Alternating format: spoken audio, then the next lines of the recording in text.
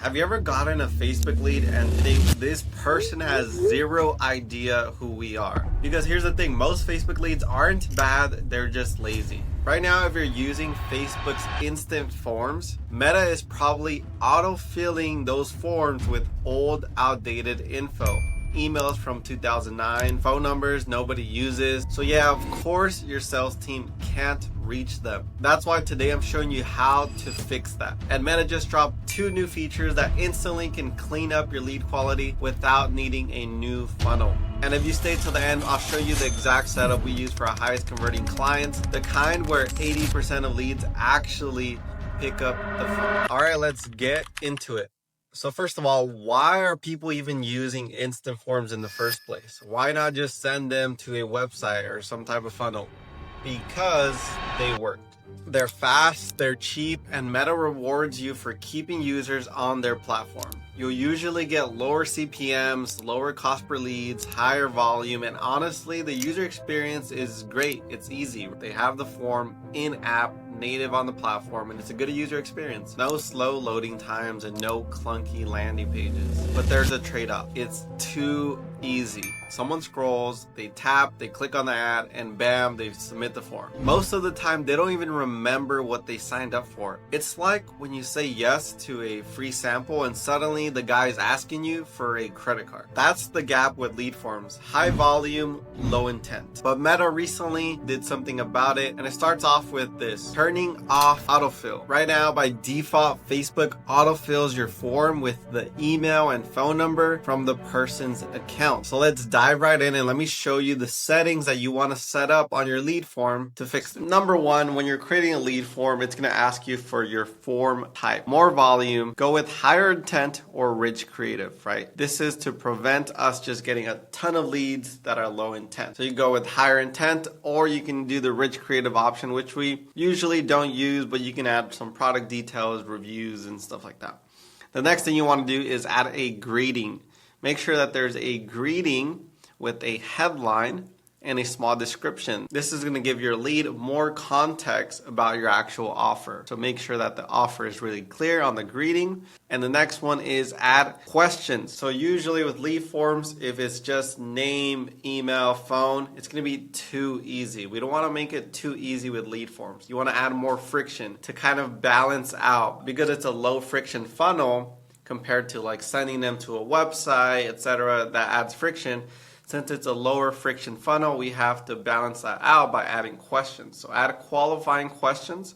And a little pro tip, you can do BANT style questions, where B is for budget, A is for authority, N is for need, and T is for timeline. So add qualifying questions to your lead form. You can also add conditional logic. So if someone says, what is your budget for this project? Just give them a few options, right? So 10K to 20K or 20K plus.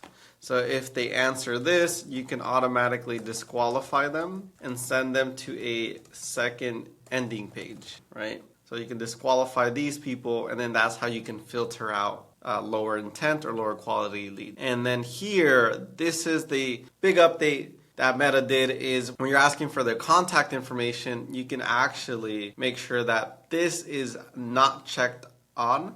We want to make sure that these are required fields, their phone and email, right? So don't make it optional. So double check your lead forms, or when you're creating the lead forms, make sure that this is not checked off. The biggest needle movers are going to be this here, and also the questions that you add. The questions, we've seen that just by tweaking and adjusting the questions, you'll get higher intent and higher quality leads. So it makes a huge, huge difference. Here's the thing, if someone takes the time to fill out all of those questions and put all their information, the longer time they take to do that, there's a higher intent, because they actually want you or someone on your team to reach out to them, and they actually want your product or your offer. One thing you can also experiment with when it comes to your questions is adding short text questions, where they have to fill out a short text, and you can even add minimum characters. So minimum characters is, let's just say 20, or you could say 10 or 20, whatever that is, right?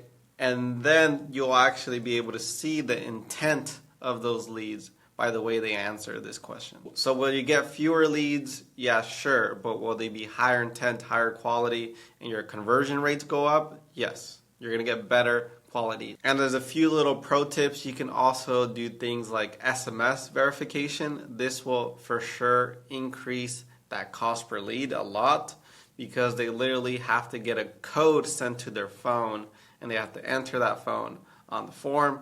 Tons of friction. I wouldn't really recommend it personally. Just letting you know it's an option. One thing you need to keep in mind is if you paid $20 per lead instead of $8, but those leads actually book, they show up and they close, what do you think happens to your bottom line, to your revenue, right? So often I see people so focused on your cost per lead, but let's really look at what's driving the most revenue. We've had campaigns in the past where the lead cost doubled, but the close rate tripled. That's the type of math you need to think about when you run your campaigns. And then one last bonus tip is don't just stop at the form. You should retarget anyone who clicked on your form, who opened it, but didn't submit. That's going to be your warmest audience that you can retarget. These people showed interest, they opened the form, but they just didn't finish. So put a retargeting ad in front of them. Remind them, push the benefit, give a reason to come back. And now, if you're still getting ghosted even after all of this, it's probably not your form and it's not your qualifying questions, it's your speed. I've seen lead forms really crush it for businesses, and the businesses that really crush it with lead forms have a awesome and really good sales and follow-up system. The faster you call your leads, the more likely they are to remember who you actually are and why they even signed up. These people are seeing tons and tons of ads and they're signing up and opting in for a bunch of different stuff online.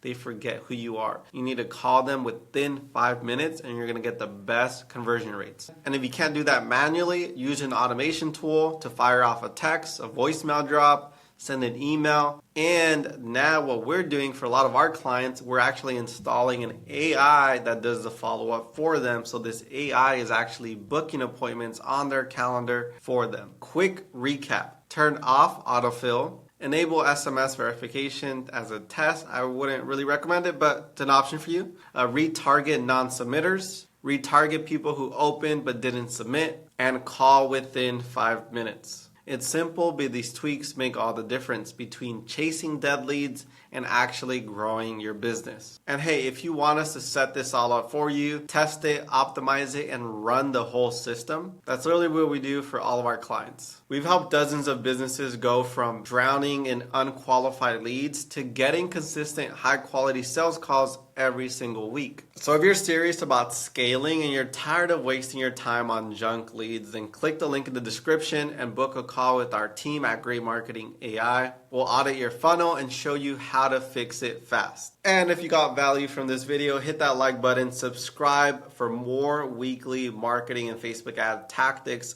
like this, and see you on the next one.